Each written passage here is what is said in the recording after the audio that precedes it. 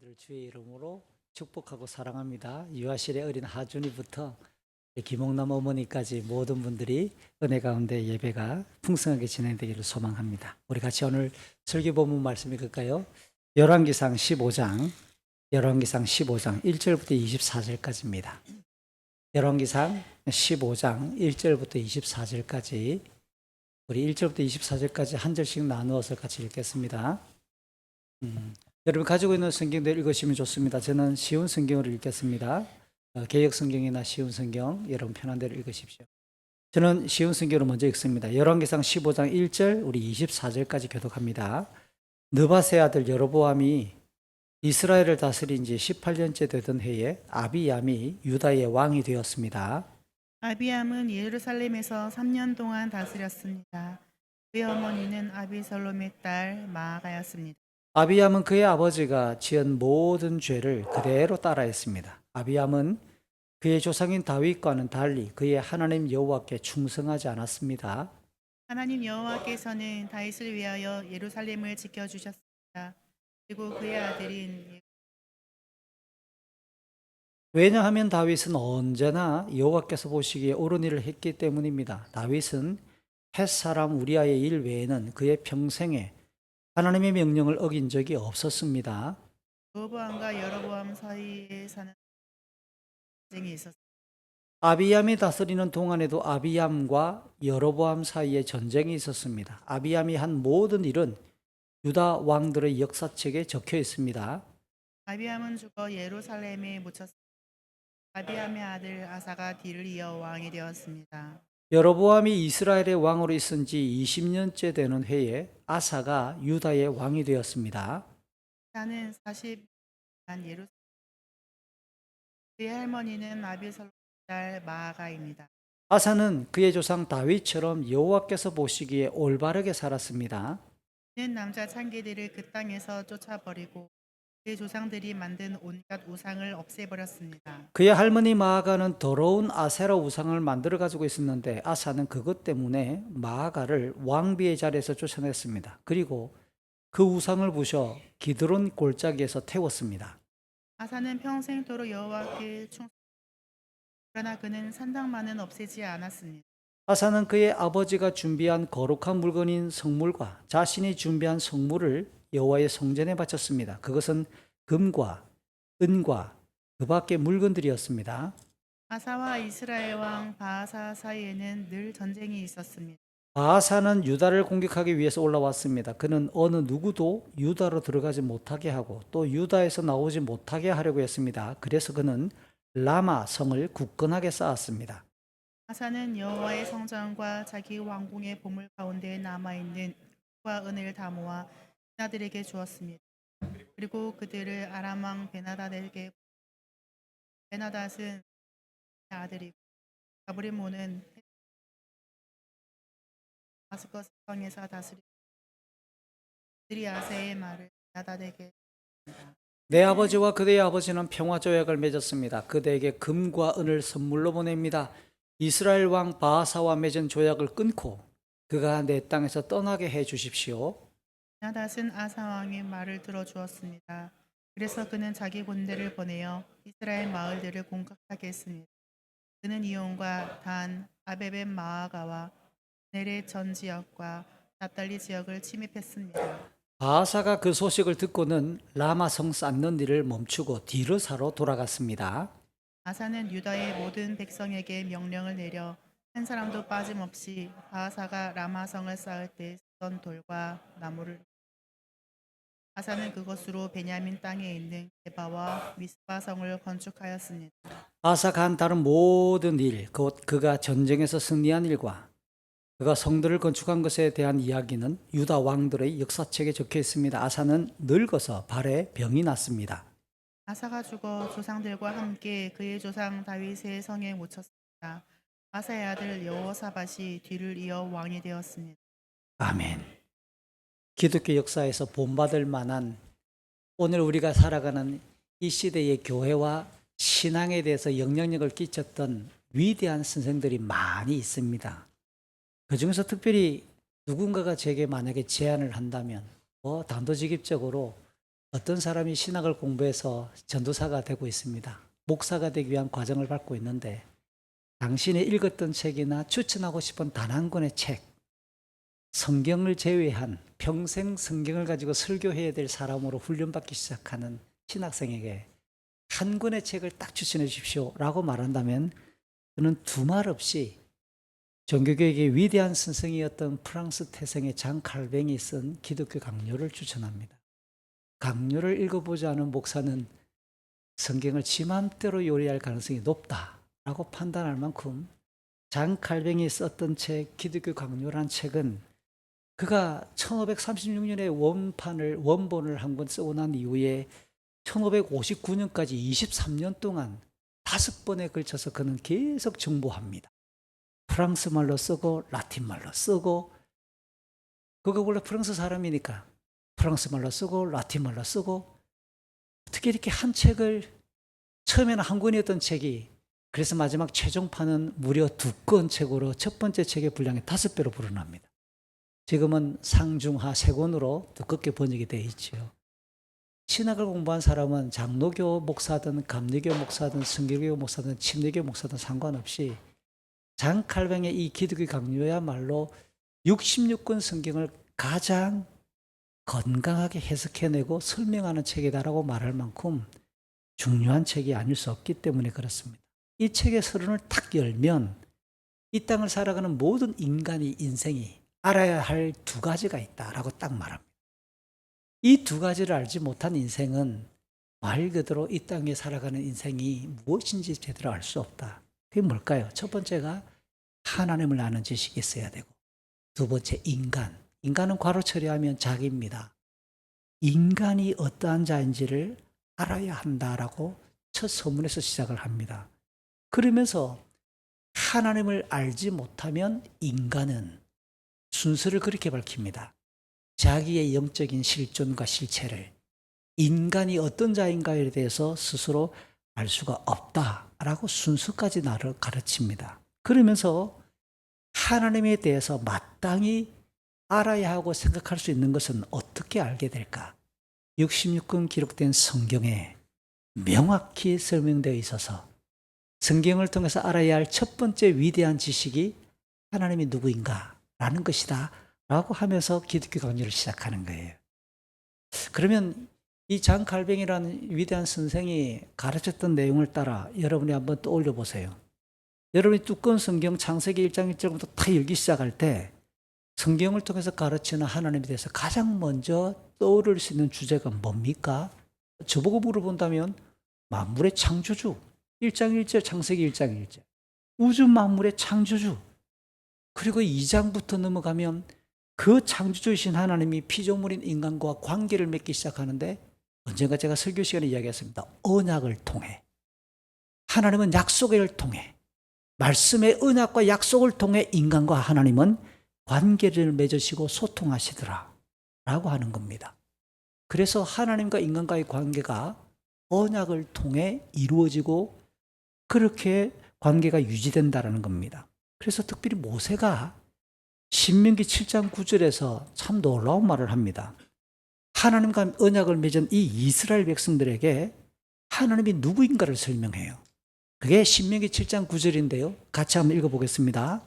그러므로 여호와 하나님이 참 하나님이신 줄을 아시오.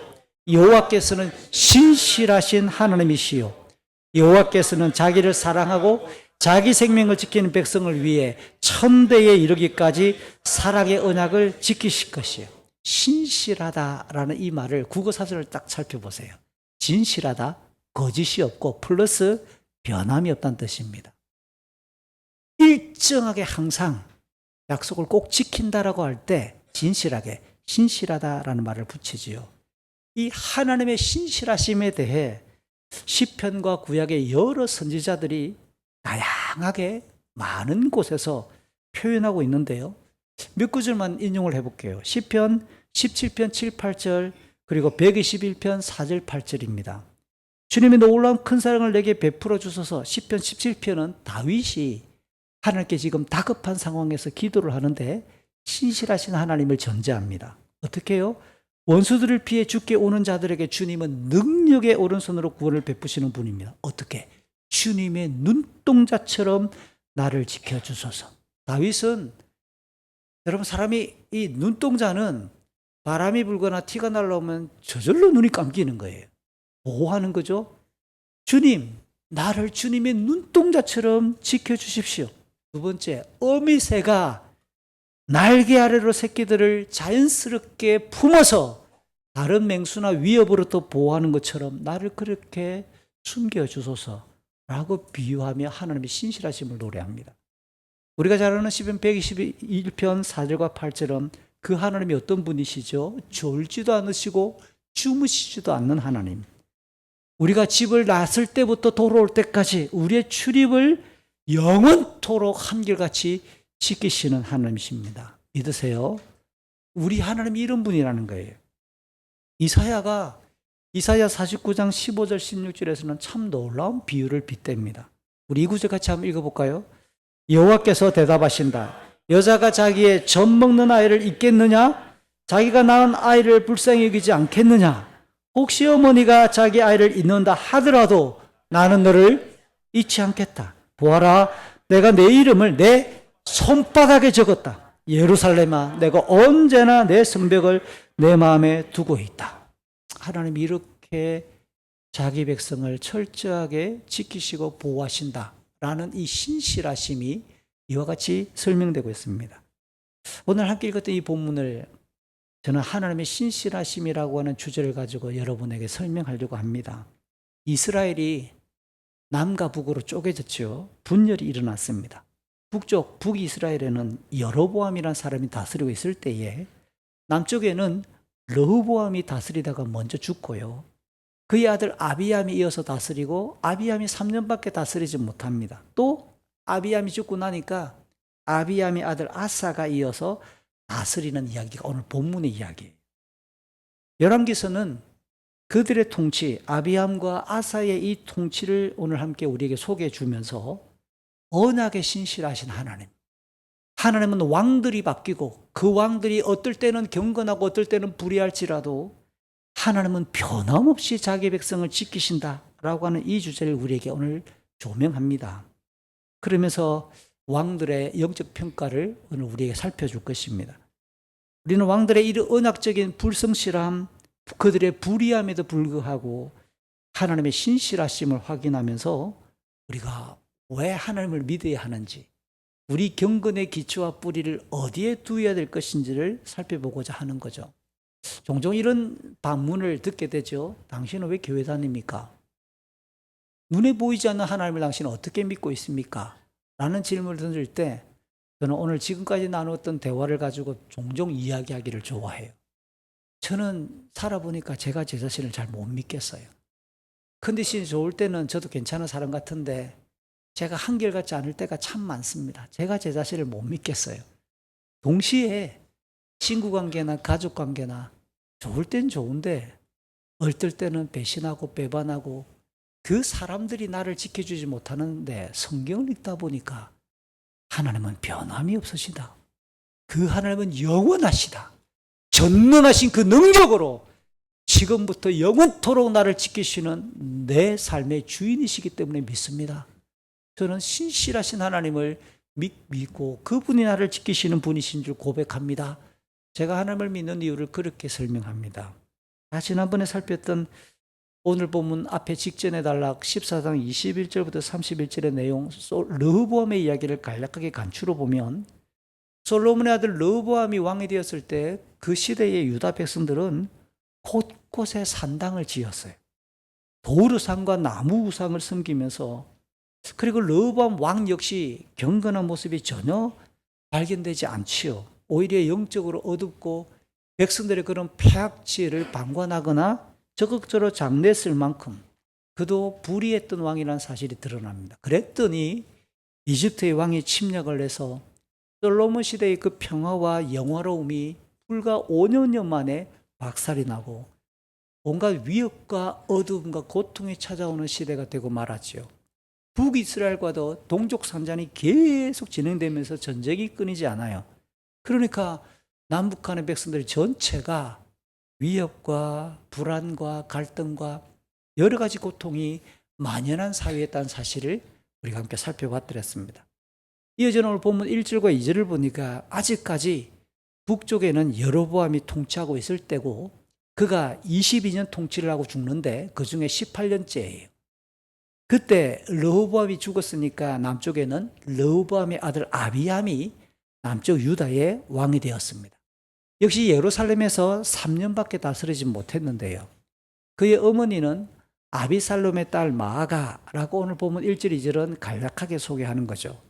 이 내용을 좀 깊이 들여다볼 필요가 있습니다. 우선 하나님께서 솔로몬에게 열왕기상 3장 14절 말씀이에요. 솔로몬에게 일찍이 뭐라고 말씀하셨느냐? 네가 다윗처럼 율법과 명령을 잘 지켜 행하면 하나님이 약속하신 복 중에 하나가 뭐냐? 오래 살도록 해주겠다 라고 했던 내용을 인용한다면 3년밖에 왕위에 있지 못했다라고 하는 이 내용은 뭡니까? 그의 신앙적인 상태를 짐작하게 만들 수 있는 거죠. 지난번에 소개했던 것처럼 이 아비암이라고 하는 이름의 뜻을 분석해 보면 가나안 땅의 토착 원주민들의 신화, 곧 우상 숭배를 반영합니다. 아비암, 얌이 내 아버지다. 얌이 누군데? 가나안 사람들이 오래전부터 믿고 있던 그들의 신앙에 의하면 바다를 다스리는 신이 바로 얌이거든요. 이름부터가 그래요. 그럼 이 이름은 태어날 때 내가 내 이름을 지은 게 아니잖아요. 누가 아기의 이름을 지었죠? 아버지 어머니입니다. 그의 아버지 르호보암, 그의 어머니 마아가라고 하는 이 부모가 아이의 이름을 세상에 우상 숭배와 관련된 이름을 지었다라고 말할 때 그 부모의 영적 성향이 그대로 드러날 수밖에 없는 이름이에요. 더군다나 이런 부모 아래에서 계속 자랐다 그러면 기본적으로 그의 신앙도 부모로부터 크게 영향을 받았을 것으로 추정될 수밖에 없는 겁니다. 또 하나 1절, 2절에 소개되어 있는 내용 중에서 조금 더 공부를 해야 될 필요가 있는 게 어머니와 관련된 이 마아가라고 하는 인물에 관해서 성경을 읽다 보니까 혼란스러운 내용들이 많이 발견된다는 겁니다. 우선 오늘 본문에는 열왕기상 오늘 이 본문에는 아비살롬의 딸 마아가라고 기록을 하고 있는데 똑같은 내용을 다루고 있는 기록하고 있는 역대기 성경에 딱 가다 보면 역대하 13장 2절에는 이 마아가를 기브아 사람 우리의 딸 마아가라고 기록을 했으니까 아니 이게 전혀 달라지네. 이름은 마아가인데 마아가를 기브아 사람 우리의 딸 미가야로 번역했습니다. 미가야와 마아가 철자도 완전히 다르고 또 아버지도 다른 거예요. 기브아 사람 우리의 딸, 오늘 보면은 아비살롬의 딸. 이게 전혀 다른 사람처럼 소개합니다. 게다가 오늘 우리가 번역하고 있는 이 성경의 원전인 히브리 성경은 뒤따르는 오늘 본문 뒤에 살펴보게 될 열왕기상 15장 8절과 10절의 내용을 보면 아비암이 죽고 난 이후에 아비암의 아들 아사가 왕이 되는데 아사의 어머니도 아비살롬의 딸 마아가. 그럼 족보가 이해가 됩니까? 지금 아비암의 어머니가 아비살롬의 딸 마아가인데 아비암의 아들 아사를 설명할 때 그의 어머니가 아비살롬의 딸 마아가. 이게 뭐지? 그러면 아사와 아비암이 아들이 아니라 형제지간일 수밖에 없다는 이야기가 나오는 겁니다. 이렇게 왠지 모르게 좀 뭔가 복잡해 얽혀있는 듯한 느낌이 납니다. 또 하나 역대하를 읽어보면 11장에 이 마아가가 한 번 더 나와요. 르호보암의 아내로. 거기에는 또 압살롬의 딸 마아가라고 되어 있습니다. 압살롬은 사무엘서에 나오는 다윗의 아들인데 그래서 압살롬의 철자를 분석해 보면 오늘 본문에 나오는 아비살롬하고 사실은 6개 글자 중에 콤마 하나가 중간에 들어간 것 빼고는 똑같습니다. 어원이 같은 거예요. 그래서 압살롬의 딸로 읽어도 되는데 문제는 뭐죠?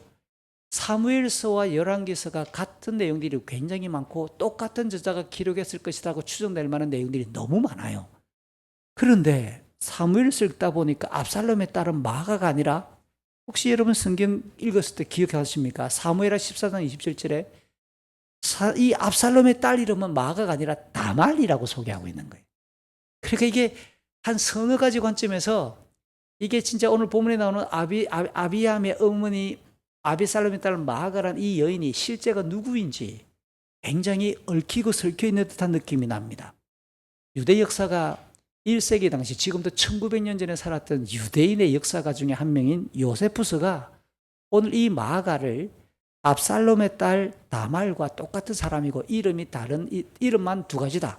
이런 식으로 글을 소개해서 교회 안에는 그런 식으로 많이 이해되어져 온 게 사실입니다. 자, 여기서 그러면 본문에 나오는 이 사람은 아비암의 어머니이지만 우리가 지난번에 살폈던 르호보암의 아내이기도 해요.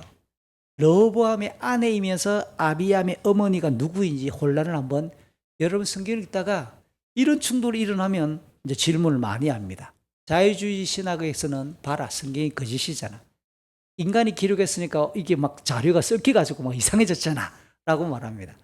그러나 보수적인 신앙을 가지고 있는 사람들은 아유, 그럴 수 있지, 이해를 잘 해봐 라고 하면서 차근차근 승인하는 경향이 있습니다. 저는 후자에 속한 신학을 했고 지금도 66권 성경이 하나님의 말씀이라고 하는 것을 믿고 있는 보수적인 신앙을 가지고 있는 목사이기 때문에 혼란을 정리할 필요가 있다는 거예요. 우선 역대기에 제가 14장 먼저 13장 2절에 기브아 사람 우리의 딸 미가야로 소개됐습니다라고 했지만 두 장 앞에 보면 르호보암 이야기를 다룰 때 마아가가 등장을 했습니다.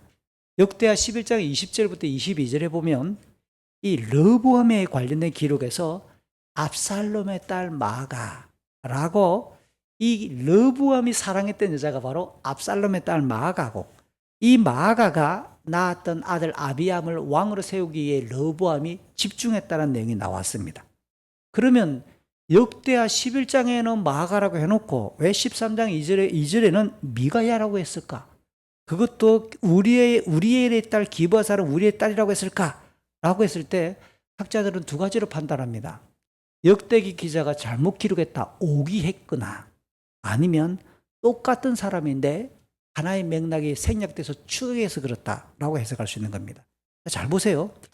히브리에서는 아들이라면 진짜 아들도 아들이지만 후손도 아들이라고 표기하는 버릇이 있습니다. 습관이 있습니다. 이해가 되시죠? 다윗의 아들이라면 다윗의 아들 솔로몬만 다윗의 아들이 아니라 오늘 본문에 나오는 아비암이나 아사도 다윗의 아들이라고도 표현을 한단 말이에요. 이게 히브리 사람들의 사고방식이 그래요. 이걸 역으로 추적해 보세요. 아버지, 할아버지, 그럼 진짜 아버지도 아버지지만 조상도 아버지나 할아버지라고 표현하는 겁니다.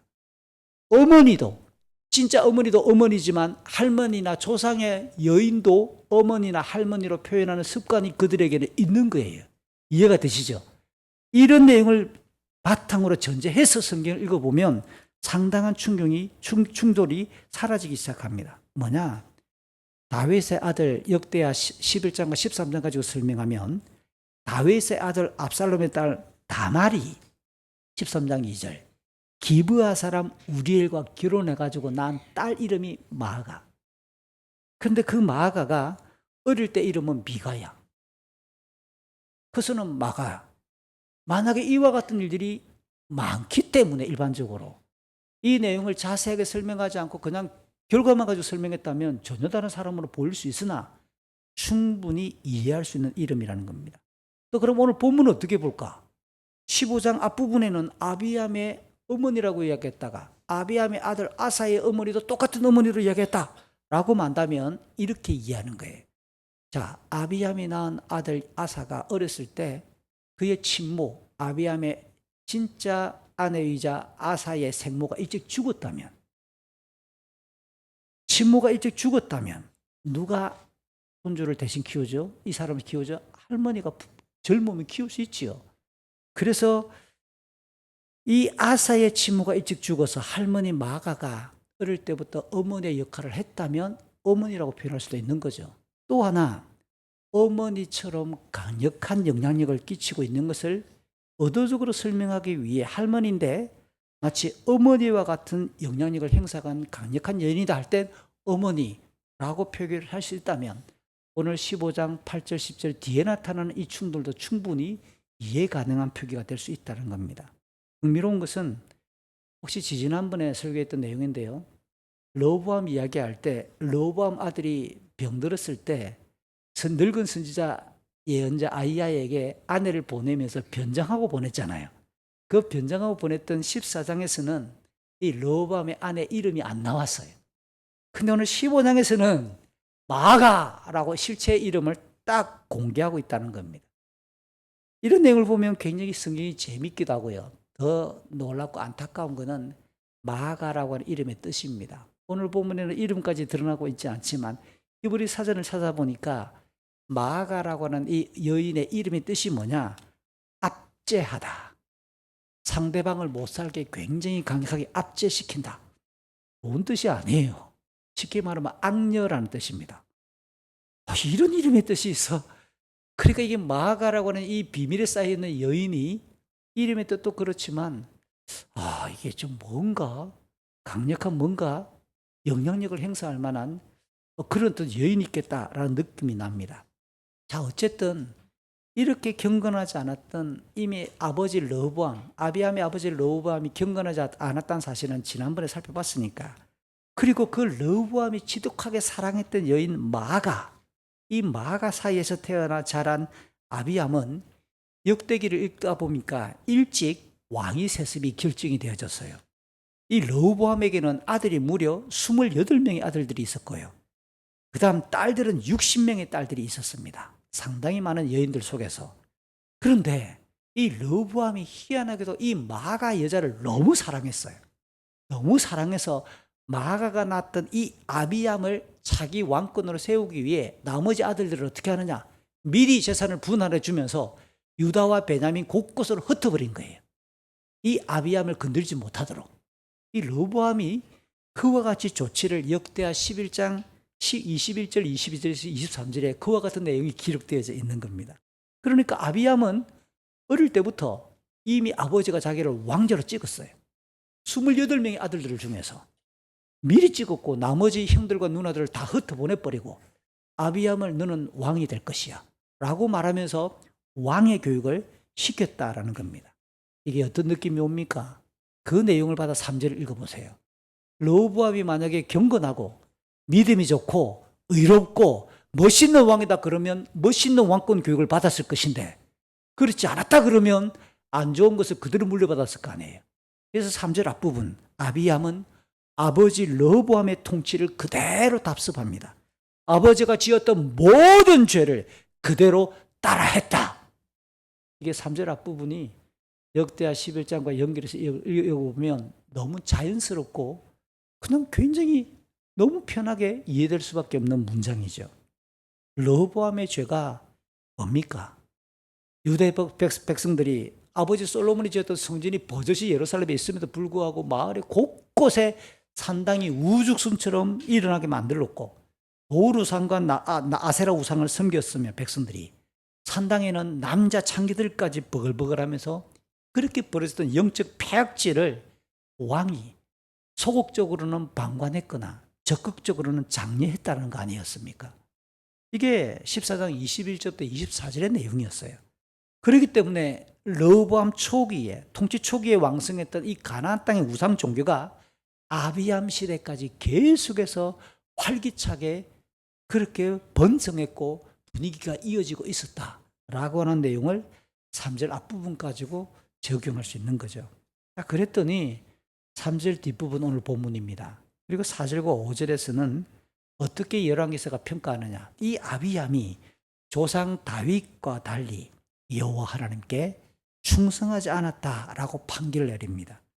그럼에도 희한한 것은 오늘 4절 5절이 전체 오늘 제가 설교로 잡았던 주제 문장이죠. 여호와 하나님께서는 다윗을 위하여 예루살렘을 지켜주신다.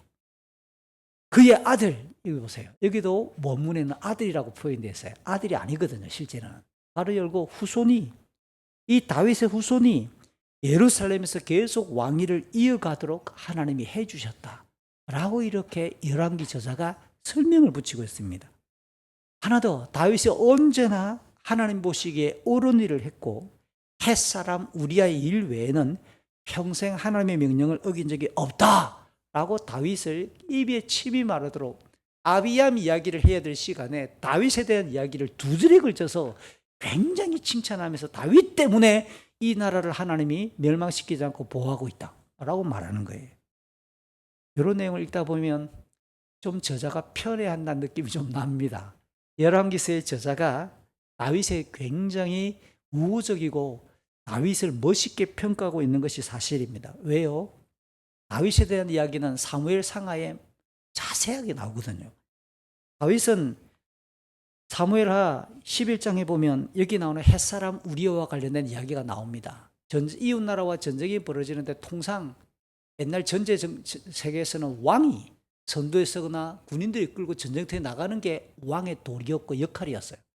근데 전쟁이 벌어지고 있는데 하필이면 그때는 자기가 출전하지 않고 군대 장관 요압을 중심으로 군인들만 전쟁터에 나가고 자기는 왕궁에 남았어. 저녁 늦게 끓으면 일어나 보다가 왕궁 아래쪽에 사는 마을들이 순하게 들여다보이는데 한 여인이 목욕하고 있는 그 그림이 그냥 성적으로 매료되고 말았어요. 우발적으로 일어난 남자의 그런 어떤 촉이 아니라 왕은 사람을 그 집에 보냅니다. 누구인지 조사를 시키는 거예요. 그럼 이거는 이성적인 판단이라는 거예요.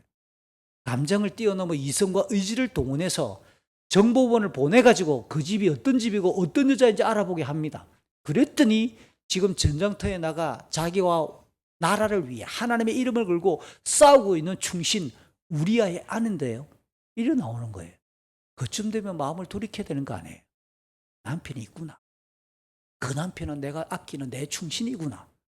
아, 야, 저 집에 저 여인을 위해서 앙드레 김 들여서 두 벌 보내주라. 뭐 이래야 되는 거 아니에요. 멋있는 왕이 되는 거지. 그런데 이 정보를 듣고 나서 데려오라 시키는 거예요. 그리고 대낮에 동침을 해버리는 거예요. 그래서 시간이 지납니다. 시간이 지나놓고 나니까 여인에게 소식이 옵니다. 왕이시여, 제가 임신하였나요? 그쯤 되면은 왕이 어떻게 해야 됩니까? 아, 내가 죽을 죄를 지었구나 라고 해야 되는데 잔머리가 어떻게 굴러가느냐. 전쟁터에 나가 있는 우리아를 특별 휴가를 줘가지고 불러들여라. 그래가지고 술을 잔뜩 먹이면서 야, 특별 휴가다, 집에 가서 자라. 자기가 저지른 짓이 아니라 전쟁 중에 특별 휴가를 받고 돌아온 남편이 아내와 함께 잠을 자게 만들어가 마치 이 남편을 속이려고 하는 희한한 짓을 이게 다윗의 죄에 사로잡히니까 이성과 이 의지가 이렇게 엉망이 되는 거예요. 그런데 불구하고 우리아는 어떻게 지금 동료들이 전쟁터에 있는데 제가 특별휴가 받았다고 해서 아내와 동침할 수 있습니까? 집에를 가지 않는 거예요. 그러니까 아예 다윗이 안 되겠다 싶으니까 편지를 그 손에 들려보냅니다. 이거 전쟁터의 장군에게 보내라. 그 편지 내용이 뭡니까? 가장 치열한 전쟁터에 이 우리아를 배치시키고 나머지 우군들은 다 빠져나와 혼자 남겨두고 죽게 만들어. 왕이 살인 교서를 보낸 거예요. 그 결과 우리아는 마지막까지 싸우다가 그 편지대로 죽는 거예요. 이게 오늘 본문에 축약시킨 우리아의 일입니다. 다윗은 7계명도 범했고 살인죄 6계명도 범했고 그러니까 남의 아내를 탐내지 말라는 9계명도 범했고 10계명에 여러 계명을 범할 만큼 지독한 윤리적인 범죄를 저질렀던 바로 그 일입니다. 그런데 사무엘 하에는 이 일만 기록한 게 아니거든요. 우리가 읽었던 마지막 사무엘하 24장에 보면 말년에 그가 인구조사를 합니다. 아니, 왕이 인구조사하는 게 뭐가 잘못됐을까요? 그러나 인구조사하는 그 의도가 군인이 몇 명인지를 헤아려 놓고 내 나라가 이렇게 강대해 하나님이 지켜주신다라고 하는 그 생각을 잠시 약화시키며 자기 힘을 과시하고 점검하기 위해 다시 말하면 내가 이렇게 나라를 부국하게 만들었다라는 교만의 의지를 확인하고 싶어서 인구조사를 시행했다가 하나님께서 그에게 그 나라와 그 백성들에게 징벌을 내리는 이야기가 사무엘하 24장에 나와요. 더 놀라운 것은 같은 내용을 기록하고 있는 역대기서를 읽다 보면 역대상에 다윗이 햇사람 우리아의 일은 기록하지를 않아요. 윤리적으로 치우쳐 있는 그 범죄는 잠시 덮어두고 인구조사를 했던 일은 명확하게 소개하면서 이게 하나님 앞에 지었던 큰 죄다라고 역대상하는 기록해주고 있는 거예요. 자, 그러면서 다시 오늘 본문으로 돌아오면 열왕기서는 뭐라고 말합니까? 살인하고 성범죄를 저지르고 그랬던 일은 오늘 본문에 기록했으면서 교만한 마음으로 국력을 점검하려 했던 그 내용을 싹 지워놓은 채 그냥 한평생 그가 하나님을 향하여 충성했다 다윗을 말하므로 이게 뭘 말합니까? 다윗이 왜 위대하죠? 사무엘 상하를 읽어보면 오늘 제가 소개했던 다윗의 이 엄청난 죄악들이 하나님께서 사람을 보내가지고 당신이 죄를 지었습니다라고 공개했을 때 다윗의 반응입니다. 다윗은 무릎을 꿇어 통곡합니다. 내가 죄를 지었다. 그래서 다윗이 하나님 보시기에 흔들림 없는 경건한 중심이 있고 자기의 실수했던 죄악들, 자기의 악한 본성을 하나님 앞에 토해놓을 줄 알기 때문에 오늘 열왕기상이 왜 다윗을 칭찬하느냐? 그거는 다윗이 품었던 하나님을 향하여 그렇게 갖고 있는 영적인 중심과 흔들림 없는 그의 신앙의 중심을 열왕기상하가 지금 칭찬하고 있다는 뜻이에요. 그것을 높게 평가하고 있는 거죠. 그래서 동시에 사무엘하 7장에서 하나님이 다윗에게 약속한 게 있습니다. 너의 후손이 영원토록 왕권을 이어가게 해주겠다. 그들이 비록 죄를 지을 때 인생 채찍과 매를 들어서 잠시 혼내겠지만 멸망시키지 아니하고 계속 왕권을 이어가게 해주겠다. 라는 하나님의 언약이 다윗에게 체결되어졌는데 그 언약을 오늘 본문을 보면 신실하게 지키시는 하나님입니다. 만약에 하나님의 신실하심이 아니라면 르호보암의 죄 때문에 유다는 망할 수 있어요. 그의 아들 아비암의 오늘 본문의 죄 때문에 르호보암의 죄를 답습하고 있는 아비암의 죄 때문에 왕권이 부서지고 나라가 망할 수도 있는데 하나님은 다윗과 맺었던 그 언약에 신실하고 변함없는 약속 때문에 그를 딱 붙들고 있다라고 오늘 설명을 해주는 겁니다. 제가 오늘 이런 내용을 만약에 여러분들이 전부 청소년들이거나 청년들쯤 되면 더 세게 흥분하면서 이야기했을 거예요. 여러분 중에 부모님이나 할머니가 계속 교회 다니는 사람 손들어봐라 해놓고 너희들이 지금까지 살아오며 별 무탈하게 평안했다면 너희들이 잘난 게 아니야. 너희들의 부모님과 할머니가 신실하게 하나님을 섬겼던 그 신실함에 하나님이 은혜 주신 줄 너희들이 정신 차리고 똑바로 들어라. 이제부터 남은 여생 그리고 너희의 자녀들이 잘 되려면 너희들이 정신 차리고 그 신앙을 이어가야 돼. 자기 신앙을 만들어서 하나님 앞에 예배하기 시작할 때 이제부터 너희들의 신앙과 복은 너희들이 책임져야 되는 거야 라고 종종 말을 하는 거예요. 지금 오늘 본문이 딱 그와 같은 이야기를 하고 있는 거잖아요. 자, 이제 한편 오늘 보면 6절과 7절과 8절에서 르호보암 남쪽 여로보암 북쪽 이스라엘 사이에 전쟁이 끊이지 않았던 것처럼 아비암하고 여로보암 사이에도 전쟁이 있었고 아비암의 이 일들은 유다 왕들의 역사책에 적혀 있다. 그리고 이 아비암이 죽어서 예루살렘에 묻혔고 그의 아들 아사가 왕이 되었다라고 간략하게 이 아비암의 그냥 이야기를 뭉뚱거려 가지고 짧게 정리합니다. 여기서 야, 이게 너무 아비암과 여로보암이 전쟁을 했는데 왜 전쟁을 했고 전쟁의 결과가 어떻게 되는지 궁금하기도 한데 그냥 뭉뚱거리니까 좀 너무 심심하잖아요. 그래서 성경 읽다 보니까 역대하 13장에는 역대하 13장 2절부터 21절에 아비암과 여로보암 사이의 전쟁 이야기가 굉장히 자세하게 기록되어 있어요. 빼놓을 수 없는 중요한 이야기가 들어있어서 요약을 한번 해보지요. 그 역대하 13장에 나오는 아비암과 여로보암의 전쟁 이야기를 읽다 보니까 아비암이 몇만 명을 데리고 그 전쟁터에 나가느냐 40만 명. 유다와 베냐민의 젊은이 40만 명을 이끌고 전쟁에 나갔는데 북쪽에서는 북이스라엘의 여로보암은 10개 지파니까 인구수가 몇 배로 많거든요. 진짜 그것처럼 여로보암은 2배로 많은 80만 명을 데리고 나온 거예요. 남쪽에는 40만 명, 북쪽에는 80만 명. 그 좁은 나라가 여러분 가나안 땅이 우리나라 충청남북도밖에 안 된다고 그랬어요. 그 좁은 땅 덩어리에 남쪽에는 40만 명, 북쪽에는 80만 명. 동원될 남자들은 다 동원된 거예요. 그러니까 이게 동족끼리 지금 뭐 하는 짓입니까? 120만 명이 지금 맞붙어가지고 칼을 들고 팔을 걷어붙인 채 지금 싸우고 있다는 뜻입니다. 근데 딱 대치하고 있는데 아비암이 북쪽 군대를 향해서 뭐라고 소리치는지 이게 멋있습니다. 하는 말이 뭐냐? 야, 너희들을 따르고 있는 북쪽의 여로보암 왕은 우리 할아버지 솔로몬 왕의 신하였다가 배반한 놈이야. 막 이런 식으로 막 욕을 하는 겁니다. 역사적인 사실이죠. 그리고 하는 말이 뭐냐? 여로보암이 너그 나라에 행했던 악행을 봐라. 금송아지 우상도 만들고 일반인을 제사장으로 세우고 굉장히 멋있는 신앙적인 이야기를 끄집어냅니다. 이 말을 왜 끄집어내죠?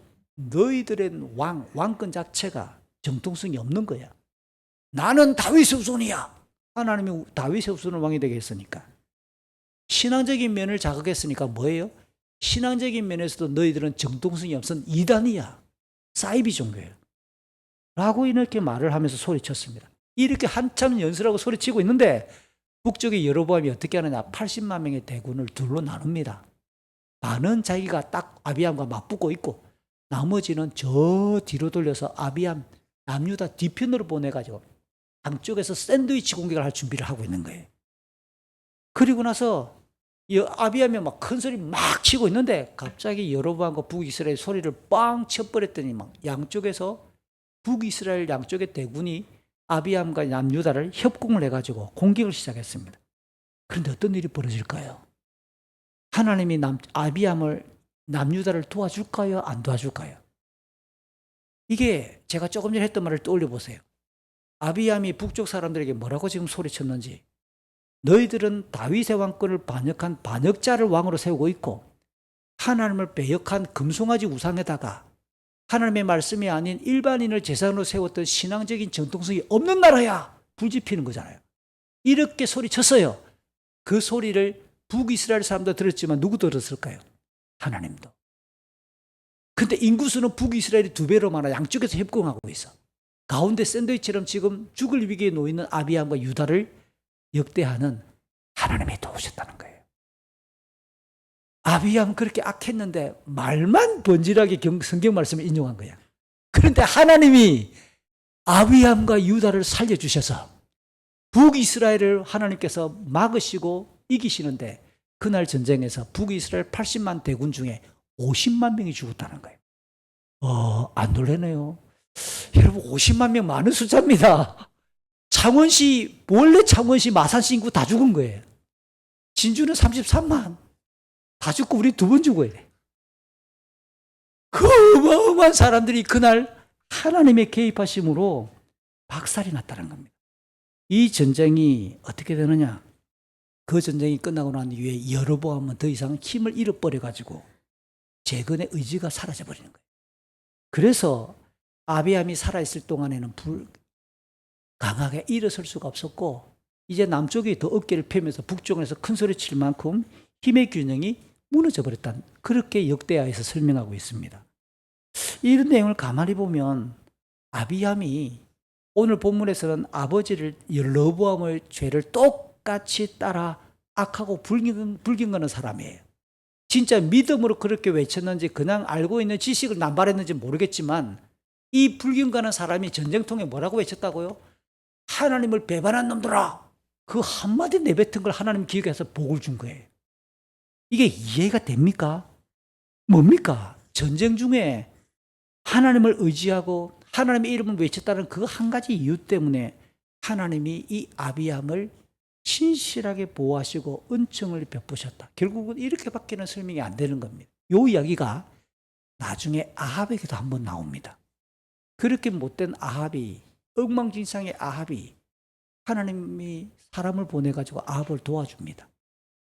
참 이런 내용들을 가만히 보면 하나님은 자기 백성을 불쌍히 뿐만 아니라 정말 조금 이쁜 짓만 했다 그러면 뭐 어마어마한 복을 내려주실 만한 하나님이다 라고 성경을 우리는 읽어야 되겠죠. 제가 방금 이야기했던 내용을 혹시 떠올리십니까? 놀랍게도 남유다의 왕 아비암이 북이스라엘과의 전쟁에서 대승을 거두었어요. 그런데 오늘 본문은 아비암의 통치가 3년으로 끝나니까 대승을 거두고 그 다음에 죽어버리는 거예요. 이게 뭐지? 아니 어마어마한 전쟁을 대승리를 했는데 죽어버린다. 금방 죽었다. 3년의 통치가 끝났다. 그리고 역대 성경에, 역대기나 열왕기서 성경이 어디를 봐도 이 아비암이 왜 죽었는가? 죽음의 원인을 어디에서도 언급하지 않는다. 그럼 여러분 어떻게 보시겠어요? 그의 죄악과 이 전쟁에서 어마어마하게 크게 이겼던 이 전쟁에 고무되고 교만했던 이 사람을 하나님도 그를 심판하시는 거예요. 역대기서는 이 아비암의 아내가 무려 14명, 아들 22명, 딸 16명이 있었다라고 역대하 13장 21절에 기록해 줍니다. 자, 이제 오늘 본문 9절부터 한번 넘어가 보죠. 9절부터 10절, 11절에 의하면 아비암의 이 많은 아들 중에서 아사라고 하는 아들이 북이스라엘의 여로보암 20년 되는 해, 이 북이스라엘 여로보암은 22년 통치를 하는데 이제 2년밖에 안 남은 말년에 20년째에 남유다에는 다시 아사가 왕이 되었어요. 이 아사가 왕이 되었는데 무려 몇 년 동안 통치하느냐? 41년 동안. 어마어마한 장수 기록이죠. 예루살렘에서 다스렸습니다.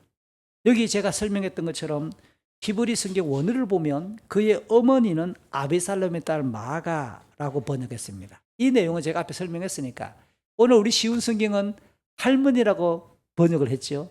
지금 최근에 번역된 개역개정 성경을 새로 번역한 새번역 성경에도 할머니라고 번역을 했습니다. 이와 같은 맥락 때문에 그렇습니다. 무엇보다 반가운 점은 오늘 본문에 보니까 아사가 다윗처럼 여호와께서 보시기에 올바르게 살았다라고 평가한다는 겁니다. 참고로 열왕기서 전체에서, 열왕기 상하 전체에서 가장 오랫동안 통치했던 왕은 열왕기하 21장에 나오는 므낫세 55년, 두 번째 열왕기하 15장에 나오는 우시아의 52년에 이어 오늘 보면 아사가 세 번째 장수 통치자입니다. 이 아사의 통치 기간에 북쪽 이스라엘은 어떻게 될까요? 여로보암이 2년 있으면 죽습니다. 여로보암의 아들 나답, 바사, 엘라, 시므리, 오므리, 아합. 아사 한 사람 남쪽에서 다스리는데 북쪽에서는 6명의 왕들이 벌어지고 정권이 3번 바뀝니다. 구테타가 3번이나 일어난다는 뜻입니다. 얼마나 혼란스럽겠습니까? 아울러 남쪽에서, 남유다에서 하나님 보시기에 다윗처럼 선하다, 옳은 사람이었다, 멋있는 사람이었다라고 평가하는 사람은 오늘 보면 아사가 선두고, 그 다음 이 아사의 아들 여호사밧, 그리고 우리가 잘 아는 히스기야, 그리고 마지막 유다의 마지막 영적인 불꽃이었던 요시야 왕, 모두 4명이에요. 그 4명의 오늘 아사가 처음으로 다윗처럼 하나님 보시기에 의로웠다라는 평가를 받은 사람입니다. 그렇다면 아사가 뭐 했길래 하나님 보시기에 선하고 의로웠을까요? 그 내용이 12절부터 15절에 소개되어져 있는데 오늘 본문 3가지로 정리를 해볼 수 있습니다. 첫 번째, 12절인데요. 아버지와 할아버지 때에 왕성했던 가나안 우상 종교에 있던 그 산당에 있던 남자 창기들, 이 창기들을 그 땅에서 쫓아내었어요. 그냥 그 짓을 못하게 막은 게 아니고 아예 유다 땅에 살지 못하도록 외국으로 추방시켰다는 뜻입니다. 깡그리 남자 창기들을 그냥 그 땅에서 쫓아내었고 조상들이 만들었던 온갖 우상들까지를 없애버렸다. 말 그대로 신앙개혁을 단행했다라는 겁니다. 기본적으로 유다와 베냐민 땅에는 러보암과 아비암 시대를 지나오는 동안 돌우상, 이건 바알입니다. 그 다음 나무 우상, 아사라 목상들이 즐비했다고 14장 23절, 15장 3절을 보면 우리는 짐작할 수 있는 거죠. 이런 신들 외에 솔로몬의 말년에 이방 여자를 사랑하는 11장 5절부터 7절의 내용을 보면 솔로몬 시대에 수입되거나 수용했던 종교들, 우상들, 아스다롯, 밀곰, 그모스, 다양한 우상들이 지금까지도 버젓이 계속 활기를 치고 있었다라는 뉘앙스입니다. 근데 아사가 그 모든 우상들을 깡그리 청소하면서 척결시켰다. 두 번째, 아사의 이 신앙개혁에는 오늘 보면 13절입니다. 아사의 할머니 마아가, 이 마아가가 아비암의 어머니면서 르보암의 아내잖아요. 이 할머니가 혐오스러운 아사라 목상을 만들어가지고 개인적으로 소장하며 섬기고 있었어요. 그것을 알았던 이 손주 아사가 할머니 왕비의 직위를 폐위시키는 겁니다. 그리고 그 우상을 부셔서 기드론 골짜기에 불태워버립니다. 이를 보면 마아가가 이 마아가라는 여자가 그의 남편이었던 르보암의 신앙에도 적지 않은 영향을 끼쳤겠구나.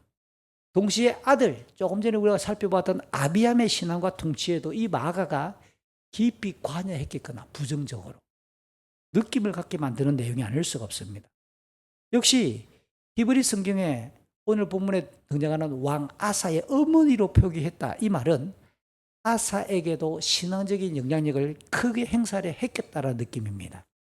그러나 아사는 휘둘리지 않고 경건한 중심을 지키며 마아가를 폐위시키는 거예요. 기드론 골짜기는 예루살렘과 동쪽 올리브산, 감람산의 경계를 이루는 대략 길이가 한 5km쯤 되는 골짜기를 말하는 겁니다.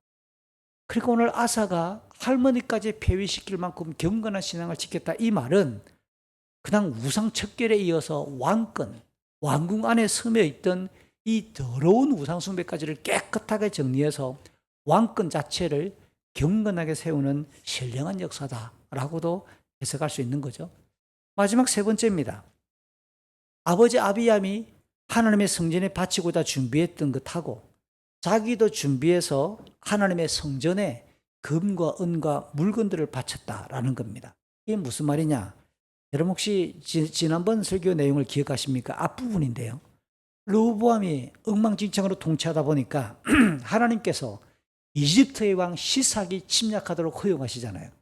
그 이집트의 왕 시삭이 침략했을 때 성전의 보물들 그리고 왕궁의 보물들을 싹 뺏어갔어요.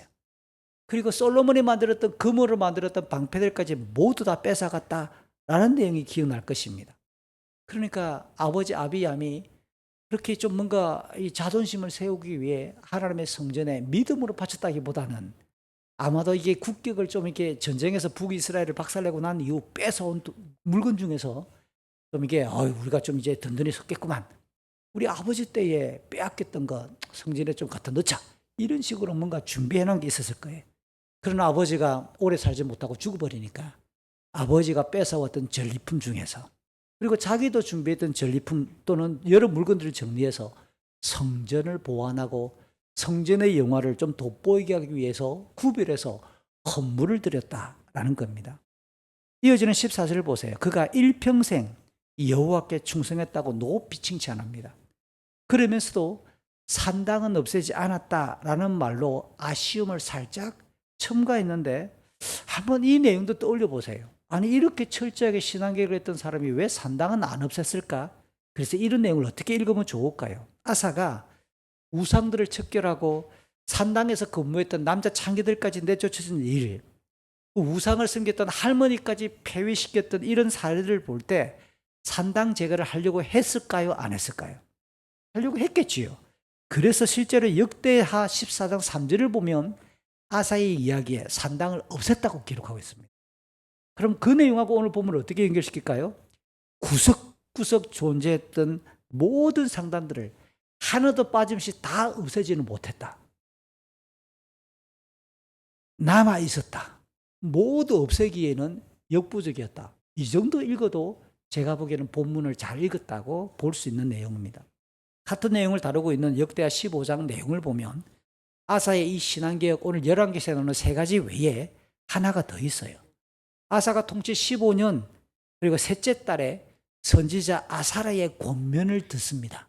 그래서 모든 이스라엘 백성들을 한 곳에 모두 집결시키고 여호와 하나님 앞에 언약을 갱신하는 언약식을 진행을 함으로써 그 자리에 찬양과 기쁨이 가득했다라고 하는 내용이 역대하 15장에도 기록되어 있어요. 아사 참 멋있는 왕이었습니다.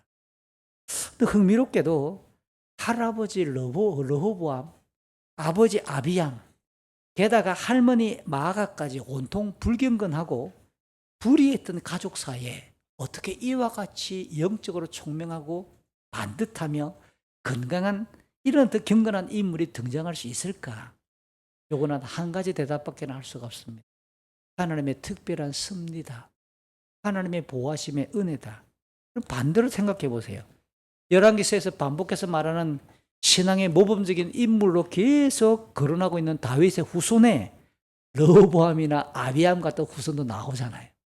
그러니까 이런 내용들을 볼 때 결과적으로 신앙은 개개인에게 임하는 성령의 역사고 하나님의 특별한 은혜로 우리에게 믿음이 있는 건 사실입니다. 그럼에도 불구하고 함께 예배하는 모든 우리 성도 여러분 기억해야 될 게 있습니다.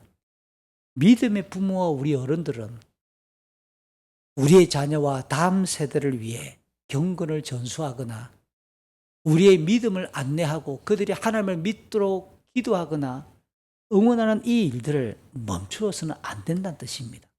요거는 명확하게 우리가 기억하고 우리 모든 부모님들은 자녀들을 위해 이름을 불러가며 응원하고 기도해야 될 책임이 있는 거죠. 자, 이제 아사의 이야기 후반부가 나오는데요. 16절부터 마지막 24절까지입니다. 그런데 열왕기서는 굉장히 객관적입니다. 지금까지 이렇게 멋졌던 아사의 이야기에 이어서 연약함을 꾸밈없이 길게 자세하게 중계하고 있기 때문에 그래요. 다윗도 지우고 싶은 일화가 사무엘하 11장, 24장 등에 나오잖아요. 그것처럼 이 땅의 모든 인생은 아무리 경건하다 하더라도 온전한 사람은 없습니다. 실수가 있고 악한 본성이 나타나기 때문에 그래요. 특히 열왕기서는 하나님을 경외하고 하나님의 말씀에 온전히 순종하는 경건을 기준으로 언약 백성들의 왕과 그 사회를 평가하기 때문에 어두운 이면도 숨김없이 드러내는 거예요. 아사의 통치 2년째에 북이스라엘은 여로보암이 죽고 아들 나답이 왕이 되었습니다. 이 나답이 2년만 다스리고 말아요. 이 내용은 이제 다음번 설교에 나올 내용을 제가 미리 앞으로 가져와서 나옵니다. 설명합니다. 아사왕 제3년에 북쪽 여로보암의 아들 나답이 통치하다가 그의 신하였던 바사에 의해 구태타, 정변이 일어나게 되고 새로운 왕조가 건설되는 이야기가 열왕기 상 15장 25절 이하에 나옵니다. 오늘 보면 곧바로 이 바사라는 이름이 탁 튀어나오니까 16절 17절에 이 바사가 여로보암 집안을 멸절시키고 자기가 왕이 되어서 새로운 가문의 왕이 되었어요. 그리고 나서 이제 눈을 돌려 남쪽 유다를 공격해서 아사와 전쟁을 벌였다라고 알려줍니다. 그럼 이게 왕이 되자마자 곧바로 또 전쟁이 벌어지나라는 느낌이 같지만 역시 이 내용을 역대하를 가지고 읽어보면 굉장히 배경이 풍성하게 이해가 됩니다. 역대기를 한번 인용을 해보죠. 역대하 14장 1절에 보니까 아사가 10년까지는 바하사의 7년까지입니다. 매우 평화로웠다고 이야기합니다. 그러니까 바하사가 북이스라엘의 정권을 잡고 난 이후에 7년 동안에는 남쪽을 공격하지 않은 거예요. 7년의 시간이 지나가며 아마 이 시기에 바하사 입장에서는 자기가 왕권을 새로 잡았으니까 초기에 내적인 내용을 정권을 안정시키느라 국내 일에 집중했겠지요. 그러다가 이스라엘의 내부를 완전히 장악하고 난 이후에 역대하 16장 1절은 이런 단어를 첨가합니다. 바하사가 오랜 세월이 지나 얼마나 지났을까요? 아사의 통치 36년. 오늘 본문에서부터 아사가 36년이나 지나간 거예요. 바하사는 33년이나 통치했은 거예요. 그리고 난 이후에 이 바하사가 남쪽을 침략하러 내려갔다 라고 안내를 해줍니다. 오늘 열왕기서는 이런 내용을 싹 생략하고 바하사가 그냥 곧바로 남쪽을 침략한 것처럼 설명할 뿐입니다. 그러니까 바하사는 어떻게 침략하느냐? 어느 누구도 유다로 들어가지 못하도록, 유다 백성도 어느 누구도 밖으로 나오지 못하도록 라마성을 굳건하게 돌과 나무를 가져와 가지고 성을 쌓기 시작합니다. 라마는 예루살렘 북쪽 9km 지점에 위치한 베냐민의 땅으로 남북을 잇는 굉장히 중요한 교통의 요지였거든요. 말 그대로 예루살렘과 남유다를 고립시키는 전략으로 아예 북쪽에다가 거대한 성을 쌓고 그냥 죽을 때까지 버티자는 거죠. 이렇게 북쪽의 바하사가 라마성을 새로 크게 건축하고 있습니다. 그랬더니 오늘 보면 18절 19절 아사는 어떻게 하느냐? 여호와의 성전 왕궁의 보물 가운데서 금과 은을 죄다 모아서 신하를 통해 가나안 북쪽에 자리하고 있던 아람 왕 이방 사람이죠. 베나댓에게 그 금과 은을 보내가지고 도움을 요청합니다. 당시 아람은 북이스라엘과도 조약을 맺어서 동맹을 형성하고 있었는데 아사는 어떻게 말하느냐? 내가 주는 이 금과 은을 받고 북이스라엘과의 동맹을 깨고 지금 우리가 위기를 맞고 있으니까 북이스라엘을 쳐서 이 위기를 좀 벗어나도록 도와달라라고 요청을 했다는 뜻입니다. 이 아람이 사무엘하 8장을 보면 다윗이 아람을 정벌을 해가지고 그때부터 이스라엘의 속국이 되었어요. 다윗 시대부터. 그리고 열왕기상 4장 21절에 솔로몬에게도 이 아람은 조공을 바치고 있는 신세였단 말이에요.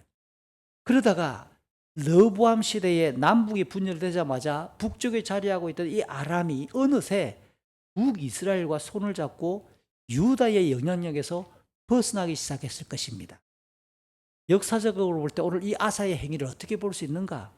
오랜 속국이고 대적에게 도움을 요청하는 행위이고 유다가 얼마나 병력해져 있는가, 국력이 약해져 있는가를 여실히 드러내는 증거가 아닐 수 없는 겁니다.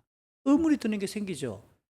지금까지 참으로 경건했던 아사가 왜 이방에게 도움을 요청하지? 언약에 이렇게 연약한 상태가 되고 말았지? 하나님을 잘 믿는 왕이 다스리는데 왜 나라가 이 모양이 되었을까라는 점입니다. 여기에 힌트가 제가 조금 전에 역대하를 인용했던 내용을 한번 집어넣어 보세요. 아사는 집권 초기에 역대하 14장에 보면 구스, 오늘날의 이디오피아로 추정되는데요. 아프리카의 구스가 침입했을 때 여호와 하나님께 부르짖고 하나님을 의지해서 하나님께서 도와주셔서 승리했던 사례가 역대하 14장에 기록되어 있습니다. 그런데 오늘 본문은 한참 더 시간이 흘러 36년째, 아사의 통치 36년째, 죽기 전 5년 전입니다. 그러니까 아무래도 통치 기간이 길어지면서 그가 노쇠하기 시작했고 경건의 능력과 분별력이 점차적으로 약해지면서 인간적인 국리를 실행했다라고 우리가 이해할 수 있는 부분입니다. 나이가 들었다고 다 분별력이 약해지는 건 아닌데 아사가 어쨌든 나이가 들어가면서 인간적인 고집과 이제 좀 뭔가 영적인 분별력이 약해지고 경건이 누수되는 모습이 드러난다는 겁니다. 아람 왕 베나닷 입장에서는 어땠을까요? 어느 날 다윗 이후에 유다에게 지금까지 눌려왔어요. 여러분 다윗 시대부터 오늘 아사까지는 시간이 120년이 지나옵니다. 120년. 아람 입장에서는 120년 동안 짓눌려왔던 약속이었단 말이에요. 그런데 남쪽 유다 왕이 선물을 보내 도와달라. 그러니까 이 베나닷 입장에서는, 아람 왕 입장에서는 아사의 선물과 도움 요청을 받고 쾌재를 부르지 않았을까요? 이야, 이제 우리가 좀 유다한테 큰 소리 칠 수 있다. 얼마나 기분 좋았을까. 그래서 20절부터 22절까지 이 아람 왕은 북이스라엘과의 동맹을 깨고 북이스라엘의 마을들 이온, 단, 아벨, 벤마아가, 긴네렛 지역, 납달렛 지역 등 이게 갈릴리 호수의 서쪽과 북쪽이에요. 그쪽을 공격을 합니다. 그랬더니 바하사가 그 소식을 듣고 라마성 쌓기를 빨리 멈추고 행정 중심지인 디르사로 되돌아가는 겁니다. 그랬더니 아사가 되돌아간 것을 확인하고 난 이후에 라마성을 지금 건축하고 있던 모든 그 재료, 돌과 나무를 다 가져와서 지금 예루살렘 북쪽 한 8, 9km 떨어져 있는 게바와 미스와 성을 단단하게 재건축하는 일에 그 재료들을 가지고 와서 썼다라는 겁니다. 자, 이와 같이 아사가 죽을 때까지 경건했으면 얼마나 좋았을까요? 우리 생각에는. 왜 인간적인 국리를 하고 하나님을 의지하지 아니하고 이방의 왕의 도움을 요청하느냐 말이죠. 이에 대해 하나님은 또 어떻게 반응하실까요? 역시 오늘 우리 열왕기서에는 없는데 역대하 16장 7절, 8절, 9절을 보면 당연히 하나님께서 진노하시지요. 선지자 하나님을 보내어서 과거 구스가 침략했을 때 하나님을 온전히 신뢰해가지고 이겼던 그 사실을 아사에게 지적합니다. 당신이 과거에 이방에 침략했을 때는 하나님을 믿어서 잘 이겼는데 왜 지금은 하나님께 호소하지 아니하고 이방 나라의 도움을 받느냐? 어리석은 짓을 행했다. 앞으로 당신에게 이 유다의 전쟁이 끊이지 않을 것이다 라고 선언을 하는 내용이 역대하 16장 7절, 8절, 9절입니다. 더욱 안타까운 모습은 아사가 그렇게 지적을 하고 있는 선지자 하나님을 어떻게 했을까요? 감옥에 가두어 버리는 겁니다. 감옥에 가두고 백성들도 압제했다라고 하는 게 역대하 16장 10절의 말씀이에요. 그러니까 아사는 마지막 왕권 5년을 남겨두고 불의함과 불경건을 드러내고 말았습니다. 오늘 마지막 2절 23절과 24절에서 이 아사의 여러 일화는 유다 왕들의 역사책에 기록되어 있음을 알려주면서 늙어서 발에 병이 발생했다.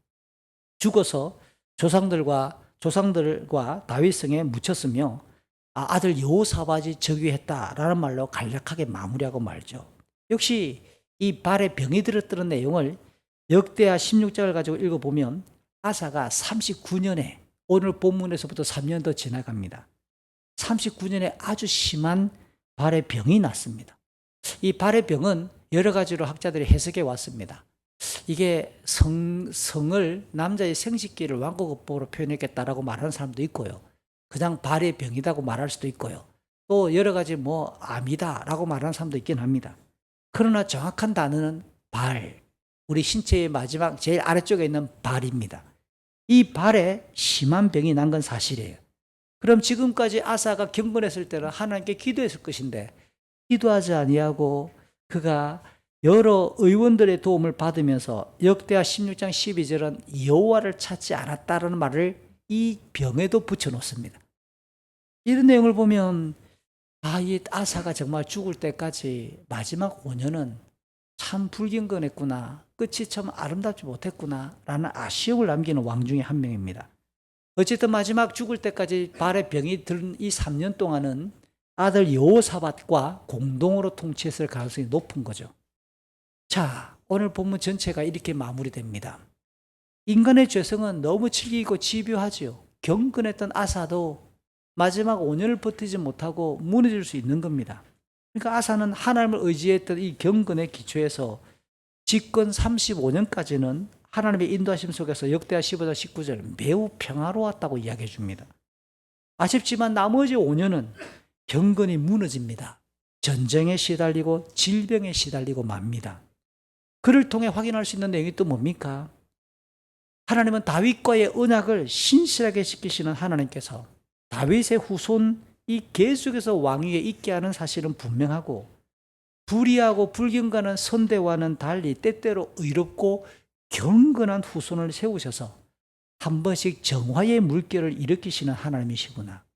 동시에 이 다윗의 후손이 의로울 때는 평안과 안식으로 은총을 베푸시고 축복하시지만, 불의할 때는 공의롭게 징벌한다.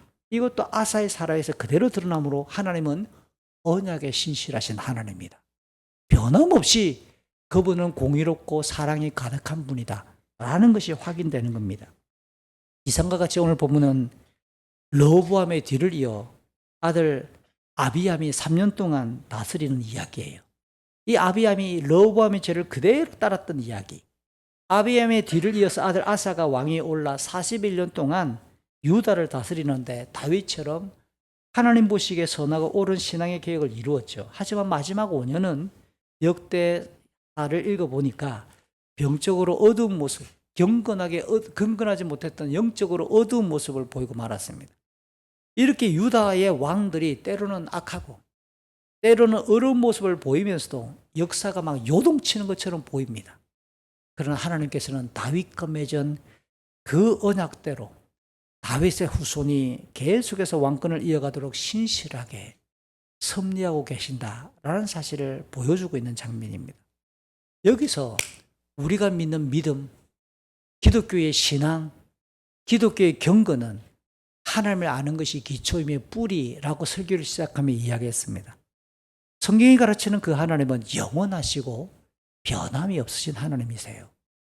사무엘은 일찍이 초대왕 사울 왕에게 사무엘상 15장 29절에서 외칩니다. 하나님은 영원하시고 불변하시며 신실하신 분이심을 교훈하며 그 하나님의 말씀을 이 사울 왕이 지키지 않았다라고 질책하는 거죠. 우리 사무엘상 15장 29절 같이 읽습니다. 여호와께서는 이스라엘의 영원하신 분이요 그분께서는 거짓말을 하지 않으시고 자기 마음을 바꾸지도 않으시오. 여호와께서는 사람이 아니시오. 그러므로 사람처럼 마음을 바꾸시지 않을 것이요. 그렇기 때문에 다윗은 시편 103편 17절 18절 다윗의 시입니다. 하나님을 신뢰할 때 하나님을 높이는 자에게, 하나님의 언약을 충실히 지키는 자에게 하나님의 사랑과 정의가 영원히 함께한다고 격려합니다. 우리 이 구절도 같이 읽어요. 주를 높이고 두려워하는 자에게 여호와의 사랑이 영원히 함께할 것입니다. 여호와의 정의는 그들의 자손들과 그분의 언약을 지키는 자들과 그분의 법규들을 기억하고 따르는 자들에게 이를 것입니다. 물론 하나님이 우리 인생과 맺으신 언약의 절정, 그 언약의 최고 절정은 예수 그리스도의 대속을 믿는 자들, 예수의 이름과 예수의 복음을 믿는 자들을 의롭게 하시고 자녀 삼아주셔서 영원한 생명과 영광으로 초대하시는 것이라는 것이 신구약 성경의 결론이잖아요. 그런데 이 하나님은 이 자기의 부르심과 이 선물을 결단코 도중에 무르지 않으신다고 로마서 11장 29절은 우리에게 가르칩니다. 한번 아멘 합시다. 아멘. 하나님, 예수의 이름을 믿고 복음을 믿는 우리가 하나님의 자녀가 되고 난 이후에 또 중간에 사라지는 법이 없습니다. 그러므로 하나님의 이 신실하심에 뿌리 내리는 경건은 다양한 시련이 있고 예상치 못했던 환난 속에서도 그 하나님의 영광을 소망할 때 로마서 5장 1, 2, 3절은 즐거워할 수 있다고 말하는 거예요. 우리는 고통 중에서도 예배하는 자이고 눈물 흘림 속에서도 하나님 나라의 영광을 품으며 기뻐할 수 있는 자가 바로 우리의 영적인 정체성이라는 거예요. 심지어 죽음이 눈앞에 다가오더라도 끝까지 담대하고 끝까지 충성하라고 요한계시록 2장 10절은 말합니다. 죽도록 충성하라고 가르치는 거죠. 우리 로마서 마지막 8장 38절 39절 두 절 읽고 오늘 설교를 마치려고 합니다. 우리 이 말씀 읽고 크게 아멘 합시다. 같이 읽습니다.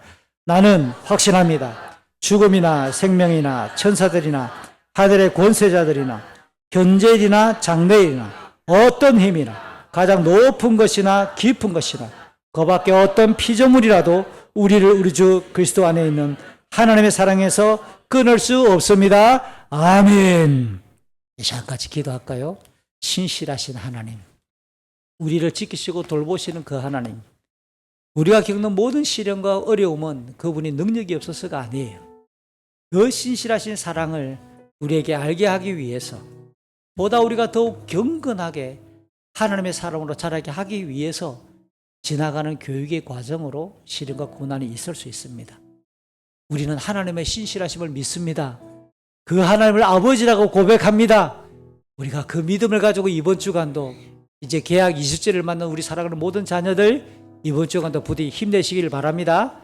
이 시간 함께 기도합시다. 혹시 여러분 가정에 기도 제목이 있습니까? 나에게 고난이 있고 어려움이 있습니까? 하나님이 은혜 주시길 바라는 내용이 있습니까? 이 시간 하나님, 신실하신 하나님 나를 도와주십시오. 나에게 힘과 능력을 주십시오. 주의 성령의 능력 안에서 이번 주간도 힘있게 해주십시오. 믿음을 지켜주십시오. 동시에 이 대한민국을 위해서 기도해 주십시오. 하나님 정의가 바로 서고 성실함이 바로 서고 근면한 자가 자기 땀의 대가를 존중받을 수 있는 사회가 되게 해 주십시오. 주님, 이 대한민국을 불쌍히 주십시오. 같이 합심해서 기도하겠습니다. 하나님 아버지 고맙습니다. 우리를 신실하게 보호하시고 인도하시는 아버지 하나님, 오늘도 말씀을 통해서 하나님의 변함없으심과 하나님의 진실하심과 하나님의 신실하심을 함께 나누었습니다. 우리는 연약합니다. 우리는 변합니다. 우리는 불의하고 우리는 불경건할 때가 많지만, 우리는 몸이 병약할 때가 많지만, 하나님은 흔들림 없이 우리를 지키시고 보호하시는 능력의 하나님이시고 신실하신 하나님이시며 전능하신 하나님이심을 고백합니다. 아버지, 우리를 도와주십시오.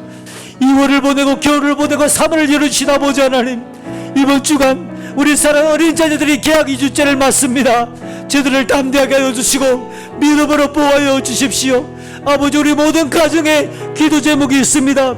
그 기도 제목 위에 신실하게 응답하여 주시고 우리의 기도를 외면하지 마시고 주여 구원의 은총을 베푸시고 주의 성령의 능력으로 우리와 함께하여 주시옵소서. 주여 특별히 몸과 마음이 아픈 자들, 약한 자들을 붙들어 주시고 도와주시고 하늘문을 열어주십시오. 이번 한 주간도 치열하게 진로를 위해 고민하는 또 준비하고 있는 우리 청년 자녀들을 기억하여 주셔서 저들에게 지혜와 지식을 다하여 주시옵소서. 사랑하는 아버지, 우리 모든 사랑하는 주의 백성들의 믿음을 받으시고 하나님을 향하여 우리가 고개를 들 때에 우리의 불의함과 불경건함과 우리의 유력함을 뛰어넘어 하늘로부터 은총을 내려 주시옵소서.